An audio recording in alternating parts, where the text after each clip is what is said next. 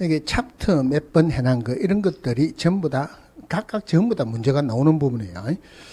아까 잠시 이야기 들으니까 틀리는 부분이 계속 틀린다 하는 이유는 그 틀리는 부분에 고정관념이 깍 들어갔기 때문에 그래요. 틀린 부분을 하나씩 하나씩 내 거로 만드세요. 틀린 부분이 많이 있으면 그 부분만, 요것만 꼼꼼하게 보시면 돼요. 자, 중개보수.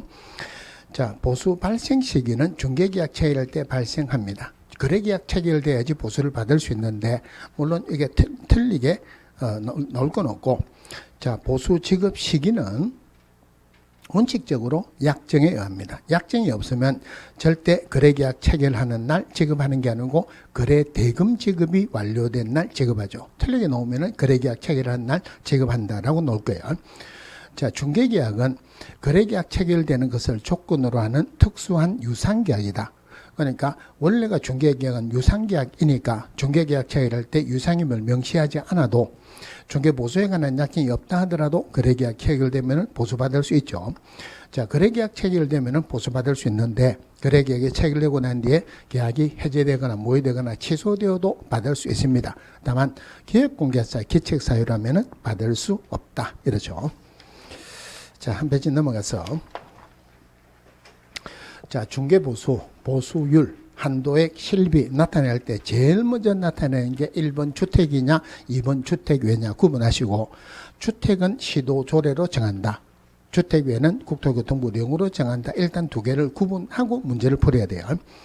자, 시도조례로 정하는데 이 시도조례는 자, 국토교통부령이 정하는 범위 내에서 정한다. 그 범위라는 게 그 밑에 국토교통부령이 매매나 교환은 1000분의 9 이내고 임대차는 1000분의 8 이내죠. 그런데 중요한 것은 시도조례인데 주택 소재지하고 중개사무소 소재지 시도조례가 다를 때 하나만 외우자 주택 소재지 하면 안 되죠.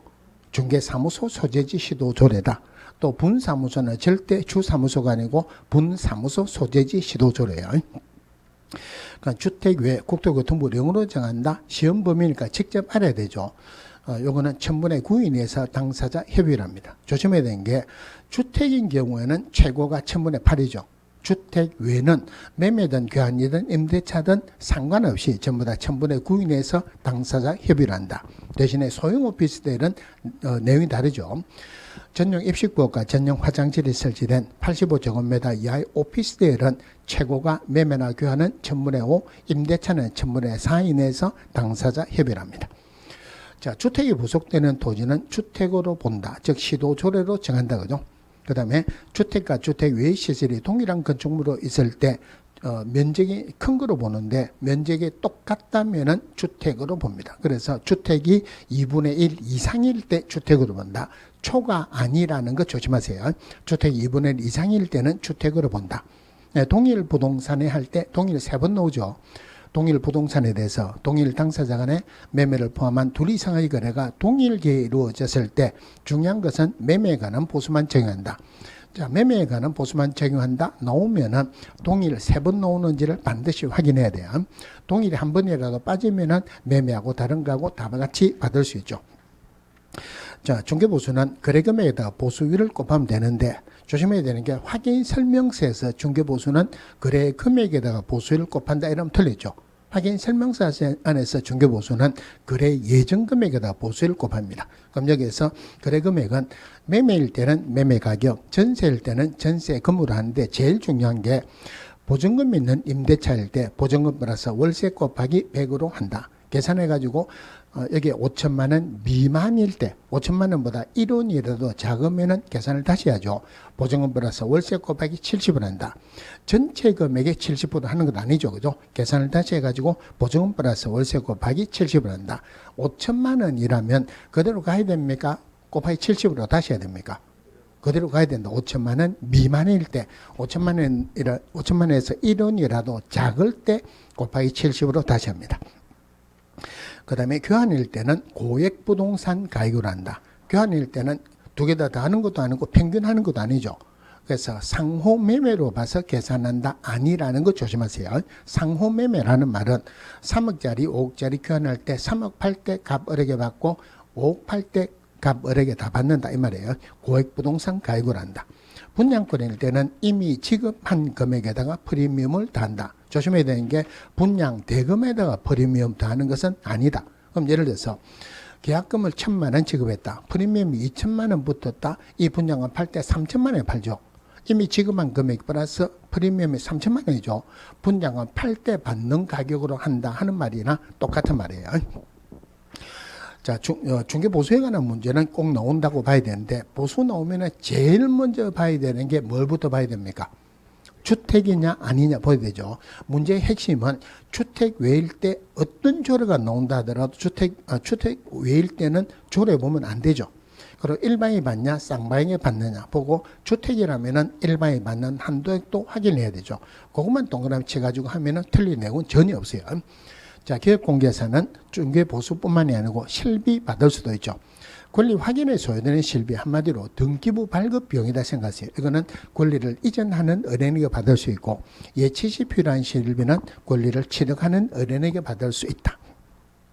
자, 교육 나오는데, 교육도 문제는 간단하게 나옵니다. 자, 교육이 일단 구분하기로 실무교육, 연수교육, 직무교육, 실시권자는 원칙적으로 시도의사죠.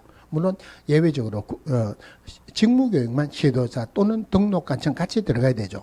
실무교육, 연수교육, 직무교육은 국토교통부 장관은 전국적인 균형을 유지하기 위해서 지침을 수립할 수 있다. 실무교육의 대상자는 기업공개사, 법인에서는 임원사원 전원이죠.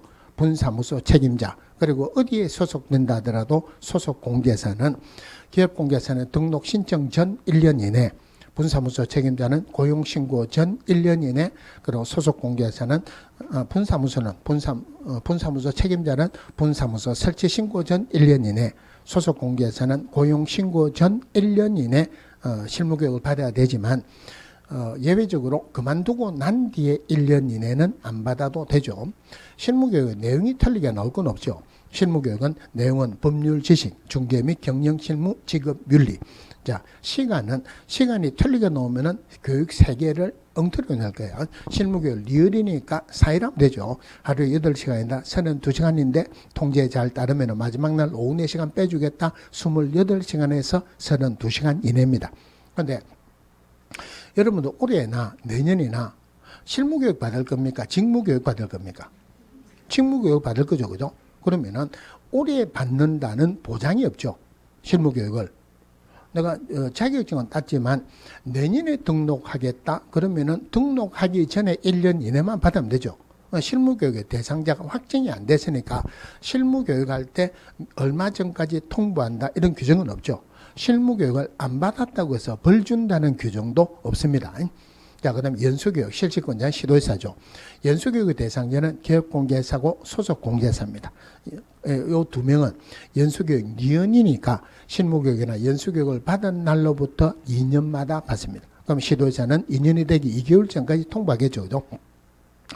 구분해야 되는 게 예방교육은 10일 전까지, 연수교육은 2개월 전까지 통보합니다. 조심해야 되는 게 기업공개사는 등록한 날로부터 2년 아니죠. 소속공개사는 고용신고한 날로부터 2년이 아니고 앞에 실무교육이나 연수교육을 받은 날로부터 2년마다요. 그러면은 연수교육의 내용은 원래 실무교육의 내용과 똑같습니다. 그런데 2년이 지났으니까 바뀐 것도 있죠. 법률 지식 대신에 법이나 제도의 개정상 나머지 똑같아요. 중개 및 경영 실무 직업 윤리. 연수교육 시간은 니은이니까 이틀 하면 되죠. 하루 8시간이니까 16시간, 4시간 빼가지고 12시간에서 16시간입니다. 그런데 연수교육을 안 받으면 벌 줍니다. 500만 원 이하의 과태료죠. 원래 기업공개사 주는 과태료는 100만 원 이하가 원칙이죠. 그런데 예외적으로 500만 원 이하는 중요합니다. 농계면 보고 갈게요.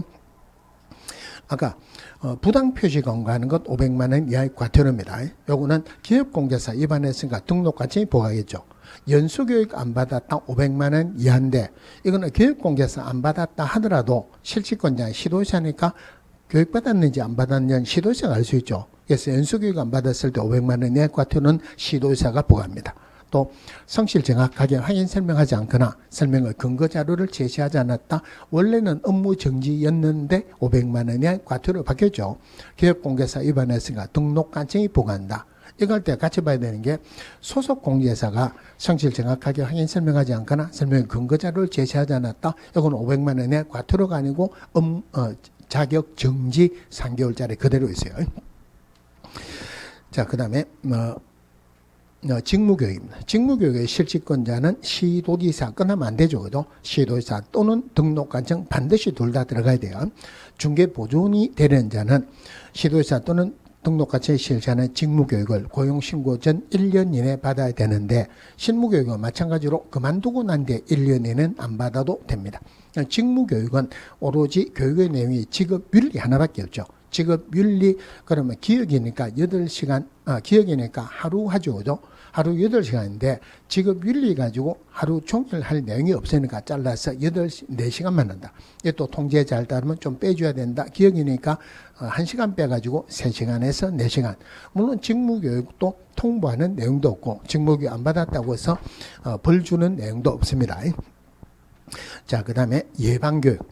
자, 국장 시도지사 등록관청은 기업공개사 등을 대상으로 예방교육을 실시하여야 한다가 아니고 실시할 수 있다. 조심해야 되는 게, 국토교통부 장관은 실무교육, 연수교육, 직무교육은 국장이 전국적인 균형을 유지하기 위해서 지침을 수립할 수 있는데, 예방교육은 국장이 실시권자에 들어갑니다. 그래서 예방교육에서는 국장이 지침을 수립할 수 있다는 말은 들어가면 안 돼요. 그 다음에 예방교육 실시할 때 10일 전까지 일시장소 내용을 통보한다.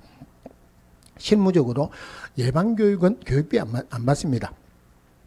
그러니까 교육기관에서는 손해보겠죠. 그래서 예방교육을 실시하는 교육기관에게 교육비를 지원할 수 있다.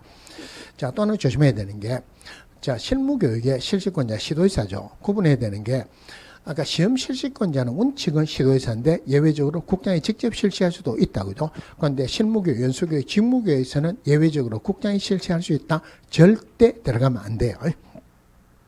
자, 업무 위탁입니다. 자, 국장 시도지사 등록관청은 업무의 일부를 위탁할 수 있다. 그러니까 위탁할 때 위에 보고한다, 승인 받는다, 이런 규정은 없습니다. 자, 실무교육의 실시권자는 시도지사죠. 그럼 실무교육, 연수교육, 직무교육은 시도지사가 위탁할 수 있다. 이래 되는데, 그럼 직무교육의 실시권자는 시도지사 또는 등록관청이죠. 그럼 등록관청은 직무교육을 위탁할 수 있다 하면은 맞다, 틀렸다. 이건 틀렸어요. 원래 등록관청도 실시권자에 들어가니까 위탁할 수 있다, 맞다고 해야 되는데, 원래는 시도지사였어요. 시도지사가 위탁할 수 있다, 나중에 등록관청이 들어갔어요. 업무 위탁에서는 등록관청은 아직까지 반영이 안 됐습니다.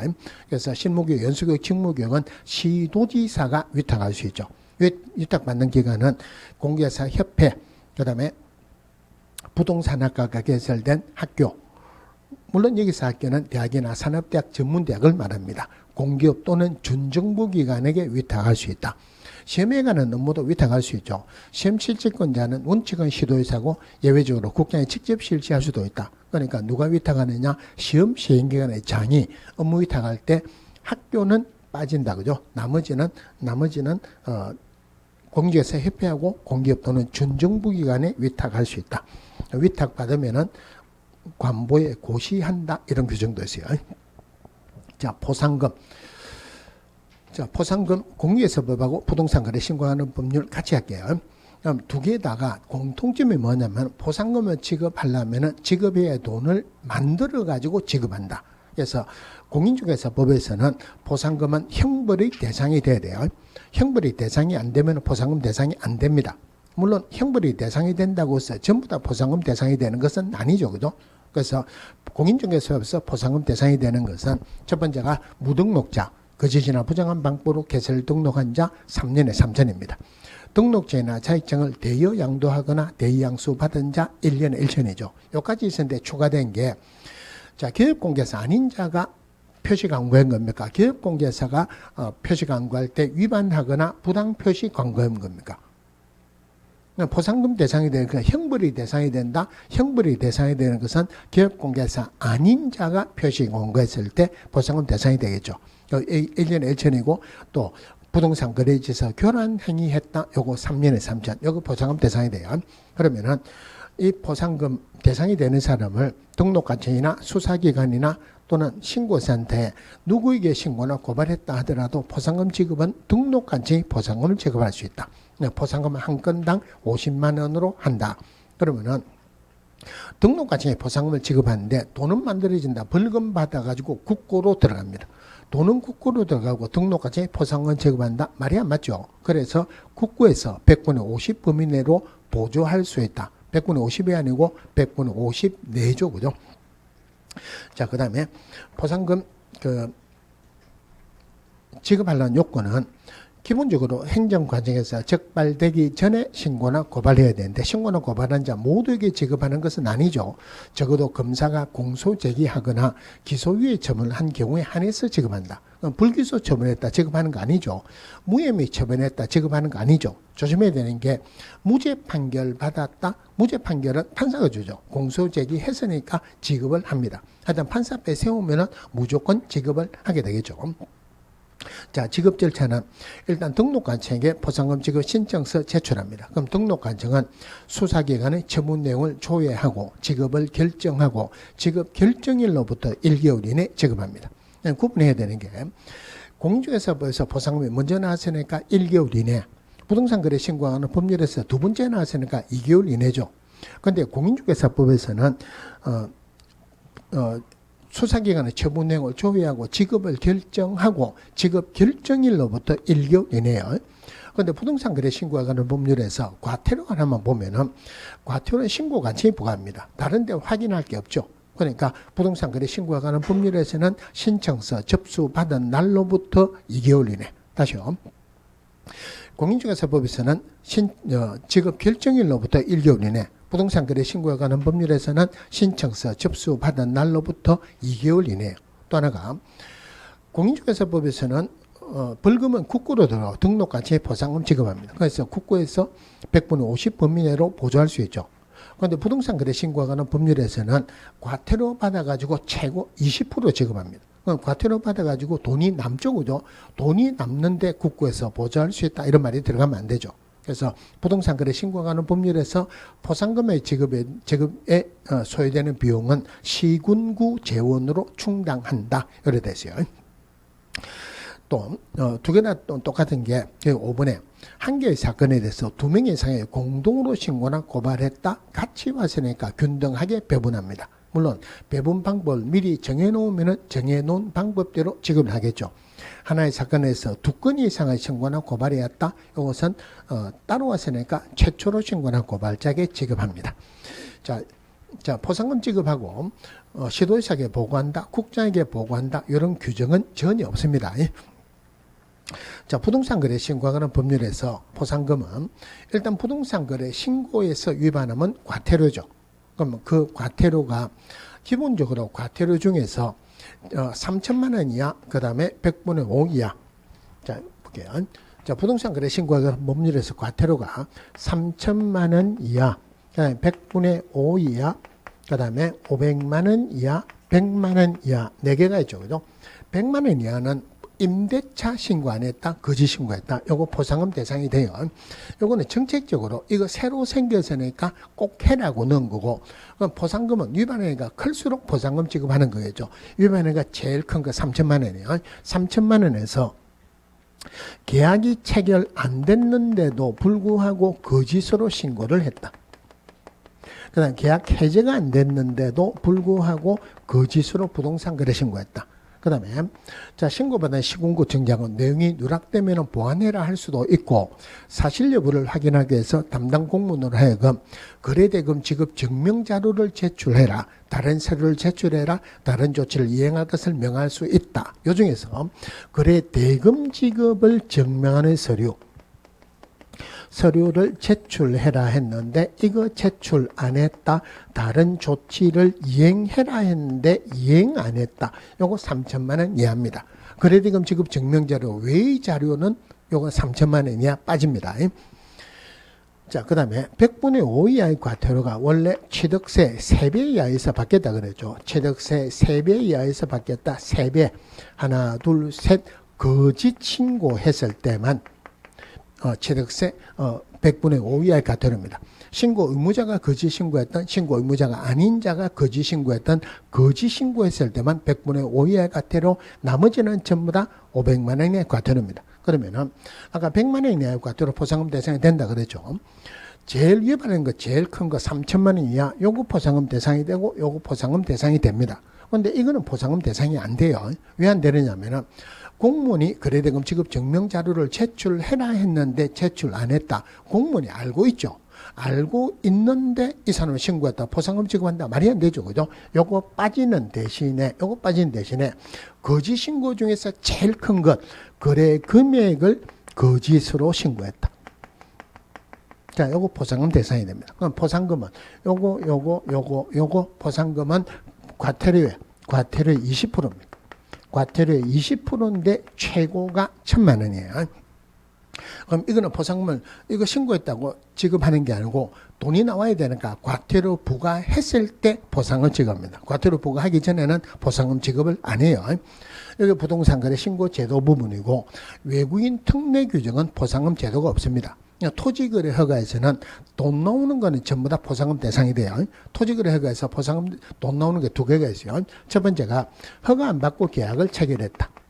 아니면 거짓이나 부정한 방법으로 허가받았다. 2년 이하의 징역 또는 100분의 30 이하의 벌금이죠. 그 다음에 허가받은 목적대로 이용을 안 했다. 그러면 이행강제금 부과죠. 그죠? 돈 나온 거 있다. 그럼 요거는 각각 한 건당 공제서법은 마찬가지로 50만 원이.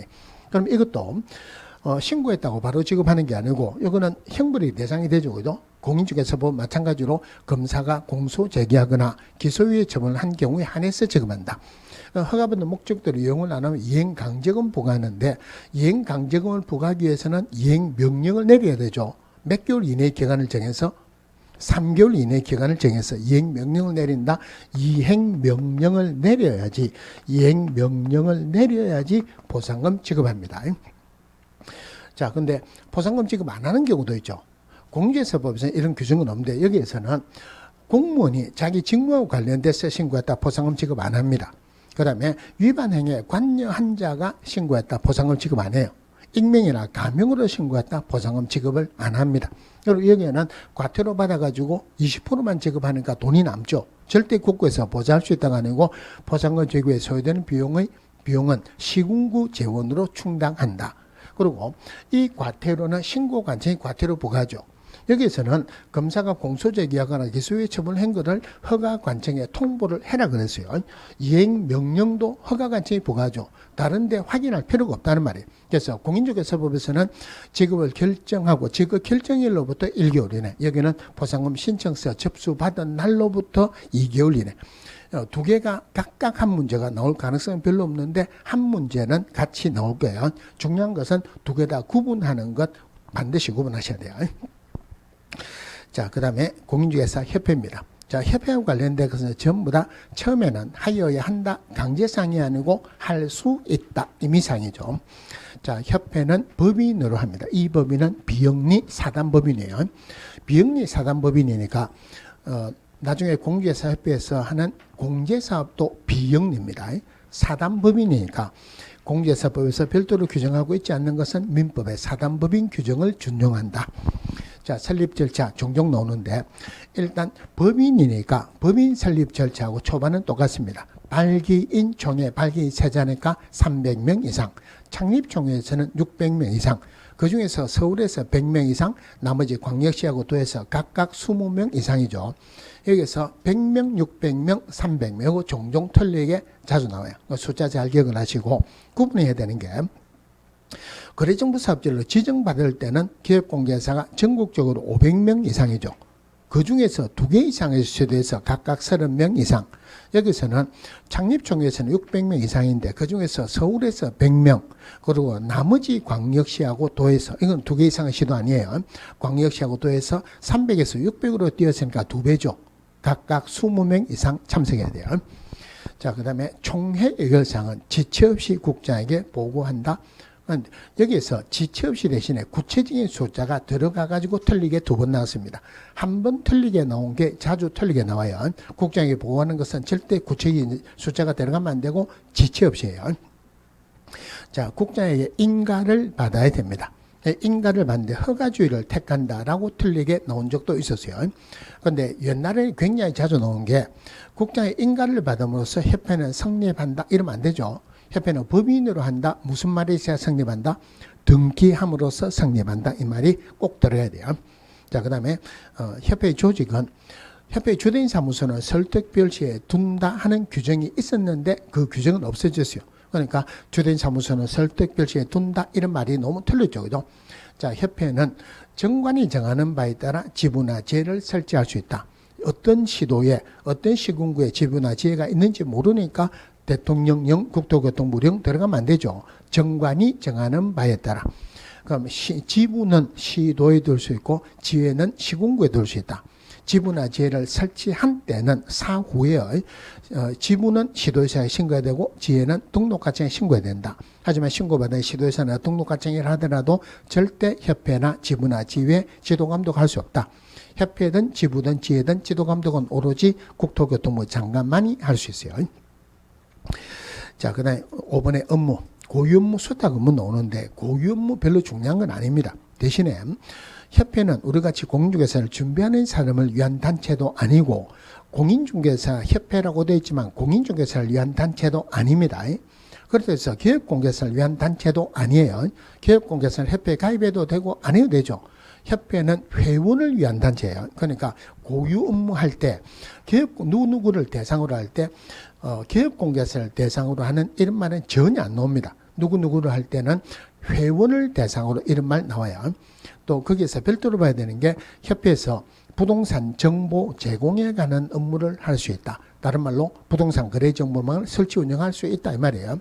현실적으로 부동산 거래 정보망을 설치 운영하는 자는 현재 공자 협회밖에 없어요. 그러면은 협회의 고유 업무에 부동산 거래 정보망 할 수 있죠, 그죠? 대신에 구분해야 되는 게 법인이 기업공개사 겸업할 수 있는 중개업에 관한 경영기법이나 경영정보 제공은 협회에서는 할 수 없습니다. 또 수탁 업무로서 교육에 관한 실무교육, 연수교육, 직무교육에 관한 업무 그리고 시험에 관한 업무 할 수 있다. 자, 공제사업을 하여야 한다가 아니고 할 수 있다. 그럼 공제사업을 할 때 협회는 전부 다 아까 시도나 시군구에 지부나 지회를 뒀을 때 시도의사 등록가치에 신고하는 거 말고는 전부 다 국장만 나오니까 이거는 별도로 안 해도 됩니다. 중요한 거 아니에요. 공제 규정을 제정해서 국장이 승인을 받아야 된다. 개정할 때도 미리 승인을 받아야 된다. 다른 회계하고 별도로 구분해서 회계 처리해라. 책임준비금을 다른 용도로 사용하려는 경우도 국장의 승인을 받아야 된다. 여기까지는 틀리게 나올 건 없는데, 자, 협회는 책임준비금은, 아까 공제사업하고 이거 보세요. 공제사업하고 다른 사업하고 회계처리를 별도로 하라고 그랬죠. 책임준비금 이 부분에 나옵니다. 공제사업은 100분의 10 이상인데 절대 협회 총 수입액의 100분의 10 이상이 아니고 공제로 수입액의 100분의 10 이상으로 한다. 요거 숫자 좀 잘 받으시고. 자, 공제사업 운영실적을 공시합니다. 매 회견도 종료 3개월 이내죠. 오래전에 2개월에서 3개월로 바뀌었어요. 그런데 한 2, 3년 전에 6개월 이내라고 말도 안 되게 틀리게 나온 적이 있었어요.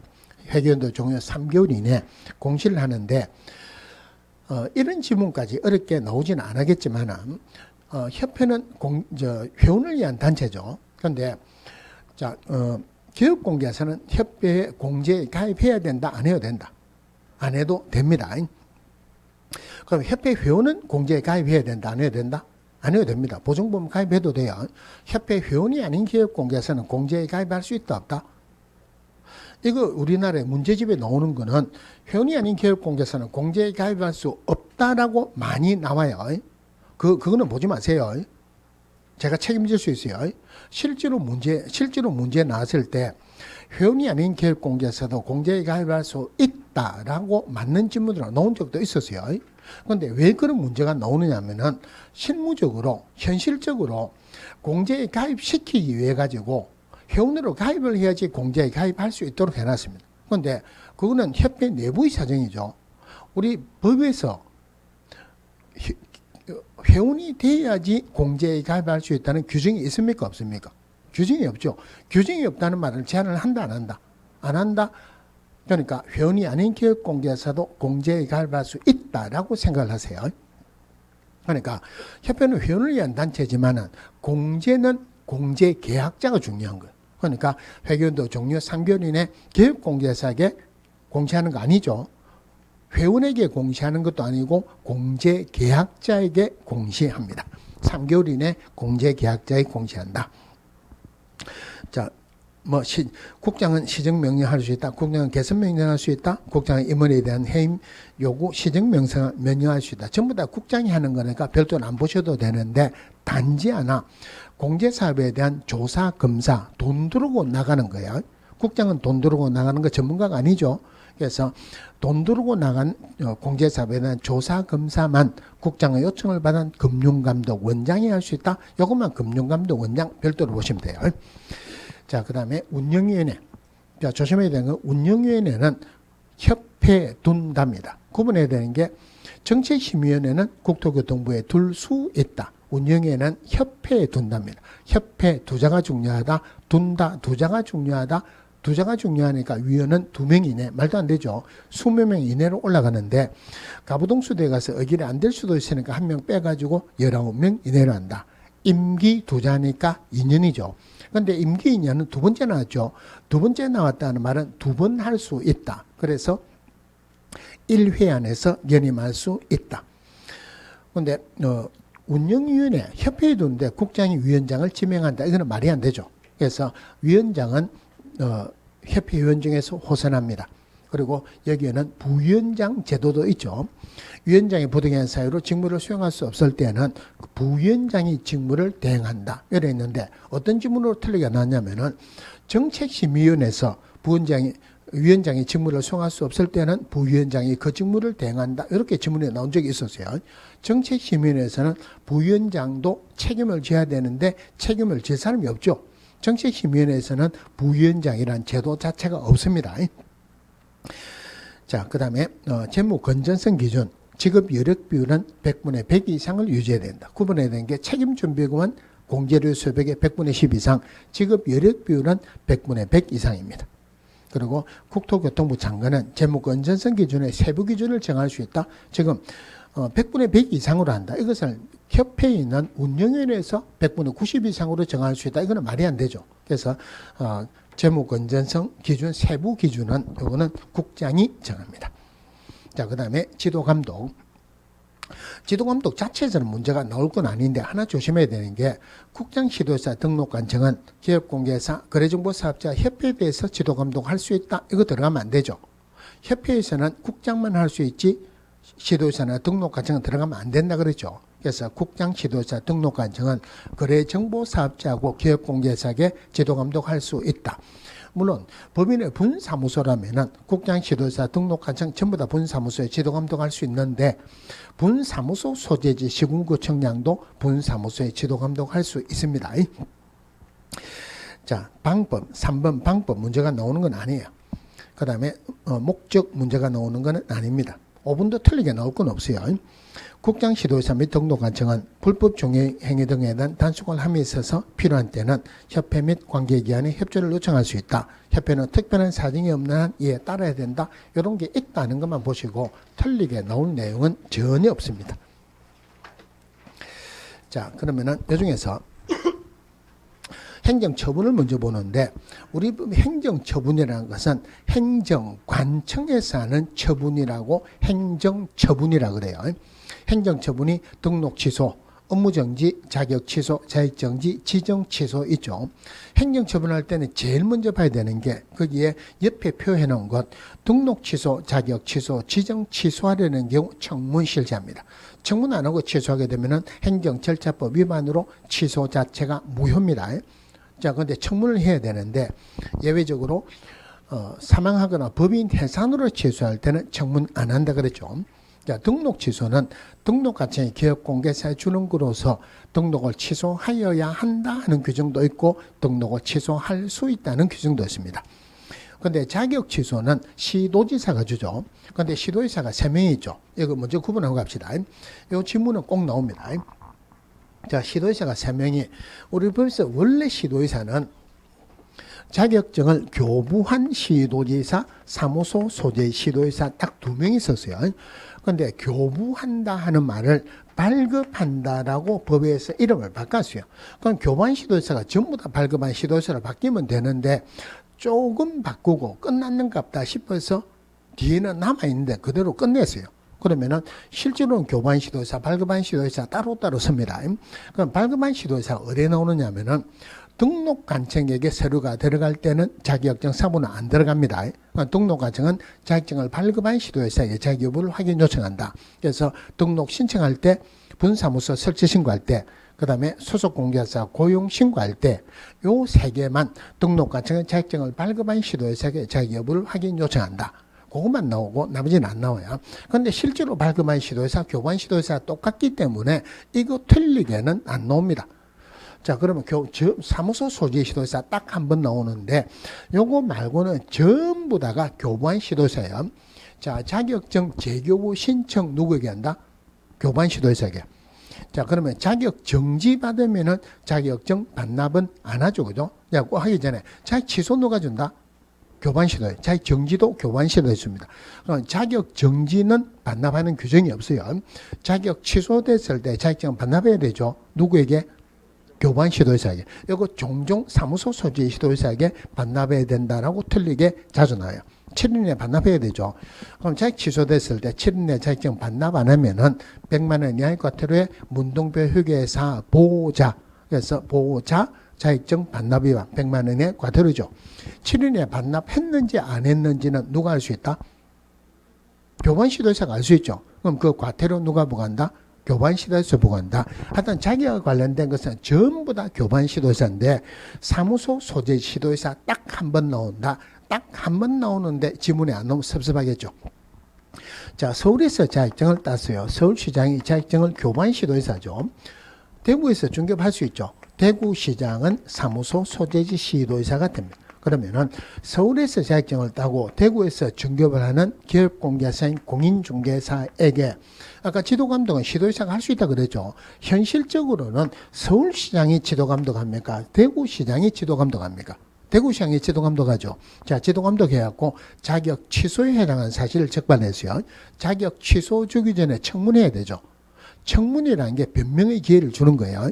순수한 우리말로 하면은 한 번만 봐주세요 하고 사정하는 겁니다. 그러면은 서울에서 자격증을 따고 대구에서 중개업을 하다가 대구시장에게 자격 취소에 해당하는 선지가 적발이 됐다. 누구에게 사정하는 게 맞습니까? 대구시장에 사정하는 거 맞죠? 사정하는 게 청문이죠. 청문이 취소에 필요한 절차죠.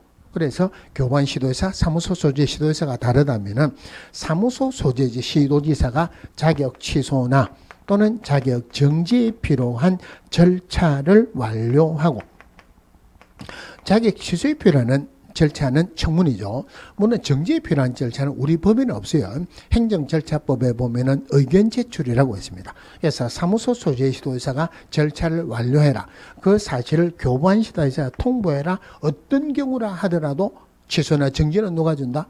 교부한 시도회사 주죠. 다른 절차 없이 교부한 시도회사가 취소나 정지를 준다.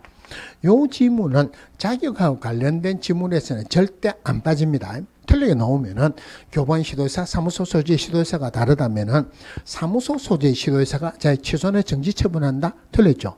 취소나 정지는 무조건 교부한 시도회사입니다. 그런데 이거보다 더 틀리게 자주 나오는 게 둘이 다를 때 교부한 시도회사가 절차를 완료하고 사무소 소재 시도회사에 통보한다. 틀리죠. 그죠? 그럼 사무소 소재 시도회사 통보받았다. 이 사람이 더 이상 할 수 있는 건 아니죠. 취소나 정지는 교부한 시도회사에 주니까 교부한 시도회사에 통보해야 되죠. 결론적으로 취소나 정지에 필요한 절차를 완료하는 것만 사무소 소재 시도회사, 나머지는 전부 다 교부한 시도회사 이래 보시면 돼요. 또 하나 더 있는데 이거는 지문에 잘 안 나옵니다. 공인중개사가 소속 공개사로서의 업무를 수행함에 있어서 등록관청이 자격 정지에 해당하는 사실을 알았다. 그런데 자격 정지해야 되는데 등록관청이 자격 정지 못 주죠. 그래서 자격 정지주라고 지체 없이 시도지사에게 통보해야 된다. 요거는 32번 데서 지문 맞는 지문으로서 딱 한 번밖에 안 나왔어요. 대신에 교부한 시도지사하고 사무소 소재 시도지사가 다르다면은 행정관청에서는 자기 위로는 올라갈 수 있지만 관할이 다른 쪽에서는 절대 바로 못 올라가죠. 다르다면은 자기 위에 있는 사무소 소재 시도지사에 통보하는 건지 절대 교부한 시도지사에게 등록하지 바로 통보하는 것은 아니다. 그죠? 일단 다시 들어갔고 자격 취소나 정지는 교부한 시도회사가 자격 취소는 공인중개사에게, 물론 이 공인중개사는 공인중개사, 소속공개사, 공인중개사, 기업공개사 다 들어갑니다. 자격정지는 소속공개사에게만 줄 수 있는데 중요한 것은 자격 취소는 자격을 취소하여야 한다 하는 규정만 있지 어떤 경우라 하더라도 자격을 취소할 수 있다 나오면 무조건 틀리죠. 지정 취소는 국장이 거래정보 사업자에게 줄 수 있는데 중요한 것은 지정을 취소하여야 한다 틀리죠. 그죠? 전부 다 지정을 취소할 수 있답니다. 자, 여기서 등록 취소, 자격 취소되면은 등록증, 자격증 반납해야 되죠. 지정서 반납 규정이 없고 업무정지나 또는 자격정지는 반납 규정이 없습니다. 반납하는 거 7일 이내죠. 자기에게 준 사람에게 등록 취소되면은 등록증을 등록관청에게, 자격 취소되면 자격증을 교부한 시도에서에게 반납합니다. 또 하나가 원래 공무원이 하는 게 7일이다 하는 말은 공무원이 기업공개사에게 하는 게 7일이에요. 공무원의 입장이라면은 기업공개사 하는 것보다 위에 보고하는 게 더 빨리 해야 되죠. 그래서 자격 취소 줬을 때만 시도의사는 5일 이내 국장에게 보고하고 다른 시도의사에게 통보한다. 자, 행정처분, 절대취소, 상대취소, 업무정지 요거는 여러분들 개별적으로 보시는데 이거 전부 다 외우는 거 나 도저히 못하겠다 하더라도 절대 취소는 절대 버리지 마세요. 여기 보면은 절대 취소가 이소양 사부가 2회 2등으로 결정됐다. 이소하면은 이중 소속이죠. 양도돼요. 다른 사람으로 하여금 자기의 성명이나 상호를 사용해서 중개업을 하게 하거나 등록증을 양도되었다. 그다음에 사망하거나 법인 해산했다. 부정하게 등록했다. 즉 거짓이나 부정한 방법으로 등록했다. 2회 최근 1년 이내 업무 정지를 2번 받고 다시 업무 정지 받는 행위.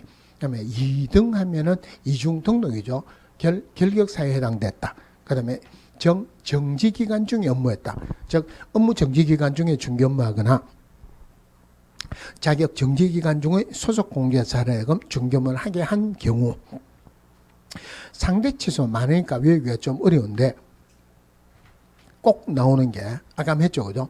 금쟁이 상대 취소 꼭 나옵니다. 거래계약서에 거래금액 등 거래 내용을 거짓으로 기재하거나 서로 다른 2개 이상의 거래계약서를 작성했다. 이것도 꼭 나옵니다. 또 보증 설정 안 하고 중개업했다. 상대 취소죠. 등록 기준 미달했다. 이것도 상대 취소예요. 자, 업무 정지에서 포인트 3. 성질 정확하게 확인 설명하지 않거나 설명 근거 자료를 제시하지 않았다. 원래는 업무 정지였는데 빠졌죠. 그죠? 500만 원에 과태료 바뀌었어요. 자, 업무 정지 중에서 원래는 6개월 이하 중에서 그 업무 정지에 미니 2회 결석하면 성전환 범임이 자명하다 할 때 미하는 게 미통보 거짓 공개 중에서 거짓 공개는 6개월짜리예요. 자, 그다음에 두 번째 나온다고 2회 나오는 거죠. 요거 6개월짜리. 그 바로 뒤에 결격사에 해당하는 자를 고용인으로 둔 경우 요것도 6개월입니다. 나머지는 전부 다 3개월이에요. 대신에 구체적으로 안 정해놓은 거 기타 명령 위반. 자명할 때 명, 기타 명령 위반은 1개월. 나머지는 전부 다 3개월입니다. 물론 행정관청에서 주는 행정처분 과태료 전부 다가 동기나 횟수나 결과를 참작해서 2분의 1 범위 내에서 늘리거나 줄일 수 있다. 늘리더라도 원래는 숫자를 초과할 수 없다. 이렇습니다. 포인트 6은 아까 했고 그 다음에 자 포인트 9 중요한 부분이에요. 업무정지 처분은 사유가 발생한 날부터 3년의 경과한다는 일을 할 수 없다. 자 시효제도 공제서법에 딱 하나 있어요. 자, 근데 업무정지 사유가 발생한 날부터 3년 경과하면 업무정지 처분을 할 수 없다. 3년이죠. 그죠? 등록 취소나 자격 취소나 자격 정지는 이런 규정 자체가 없다는 그랬어요. 시효제도 재원 공부할 때 시효제도가 업무정지 사유가 발생한 날부터 3년 경과하면 업무정지 처분을 할 수 없다. 이거 말고 또 어디에서 한번 나옵니까? 상가임대차보법에서 시효제도 나오죠. 뭐 할 때 나오냐면은 임대인은 특별한 사유가 없는 한 임차인이 새로운 임차인이 되는 자로 하여금 권리금 받는 것을 방해해서는 안 된다. 자, 이 권리금 받는 것을 방해해가지고 재산상 손해가 발생했다. 임차인은 계약 기간이 끝난 날로부터 몇 년 이내 손해배상 청구할 수 있다. 3년. 3년 넘어가면 손해배상 청구 못해요. 시효제도 3년 딱 2번 나옵니다. 자, 행정처분 효과의 승계에서 나올 수 있는 답은 딱 3개가 정해졌어요. 업무정지나 과태료는 재등록교육공개사 승계대조, 그죠? 아까 업무정지 이외 최근 1년 이내 업무정지 2번 받고 다시 업무정지 받는 행위, 상대 취소의 3회는 최근 1년 이내 업무정지든 과태료든 합해가지고 3번 받고 다시 업무정지든 과태료든 1번 받는 거. 그런데 그 중에서 절대 취소에 해당하는 것은 제외합니다. 그러면 이거 보세요. 최근 1년에 업무정지를 2번 받았어요. 그리고 과태료 받았다. 다시 업무정지 받았다. 원래 3번 받고 1번 받는 것은 상대 취소죠. 근데 과태료 하나 살짝 빼면은 업무정지 2번 받고 업무정지 받은 거죠. 이거는 상대 취소야. 문제 핵심입니다. 그 다음에 업무정지는 최근 1년 이내 업무정지나 과태료 합해서 2번 받고 다시 과태료 받는 행위. 그럼 전부 다가 최근 1년 이내죠. 업무정지나 과태료 효과는 1년 간다는 말이야. 업무정지나 과태료 받고 폐업을 했다. 재등록을 하면은 재등록한 기업공개사에게 폐업하기 전에 업무정지나 과태료 승계가 되죠. 몇 년 동안 승계된다? 1년. 첫 번째 봐야 되는 게 3년이 아니고 1년 승계된다. 두 번째 봐야 되는 게 폐업한 날로부터 1년 아니죠. 재등록한 날로부터 1년 아니죠. 업무정지나 과태료 처분을 받은 날로부터 1년입니다. 그래서 거꾸로 보세요. 3년이 아니고 1년, 그 다음에 무슨 날로부터? 처분을 받은 날로부터 1년. 자, 그 다음에 재등록 기업공개사에게 폐업하기 전의 행위로 등록 취소나 업무 정지 줄 수 있다. 나올 수 있는 거 2개가 정해졌는데 폐업 기간에 3년 넘어가면은 등록 취소 못 줍니다. 폐업 기간에 1년 넘어가면은 업무 정지 못 줍니다. 그래서 폐업이란 말이 나오면은 폐업 기간에 1년 넘어가면은 재등록 기업공개사에게 폐업하기 전의 행위로 업무 정지 줄 수 없죠. 폐업이란 말이 안 나왔어요. 업무정지 사유가 발생한 날로부터 몇 년 경과하면 업무정지 처분할 수 없다? 3년. 요거 2개 너무 헷갈리니까 요래라도 구분을 하세요.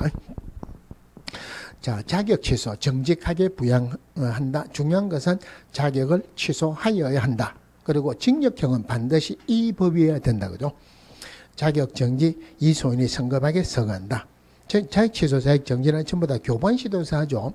자, 근데 아까 이중 소속하는 거 중요하다 그랬죠.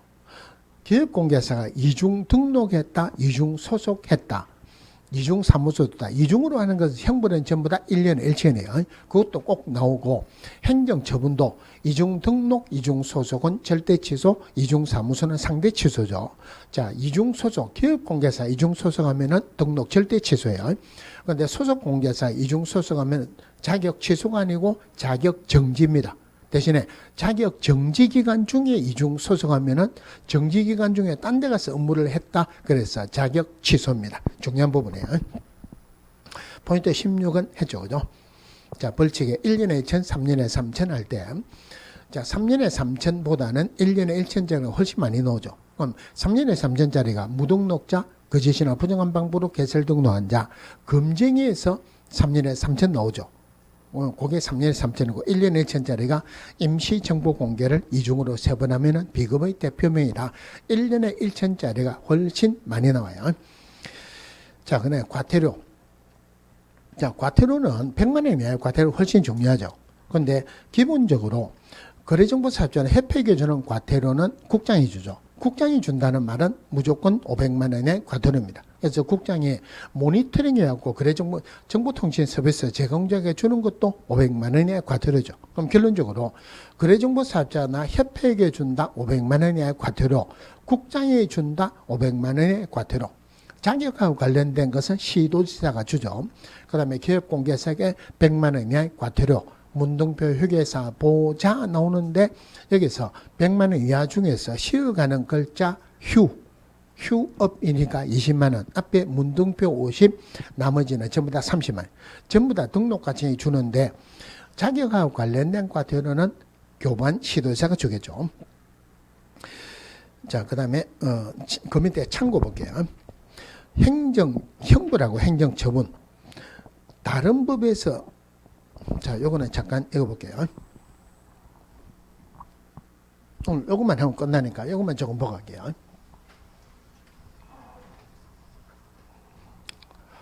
자, 공인중개사법 말고 타 법에 의해서 300만 원 이상 벌금 선고받았습니다.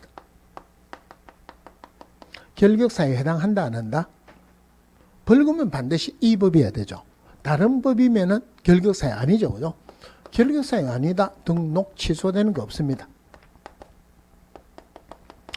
자, 이 법을 위반해서 300만 이상 벌금 선고받았다. 결격사유에 해당하죠.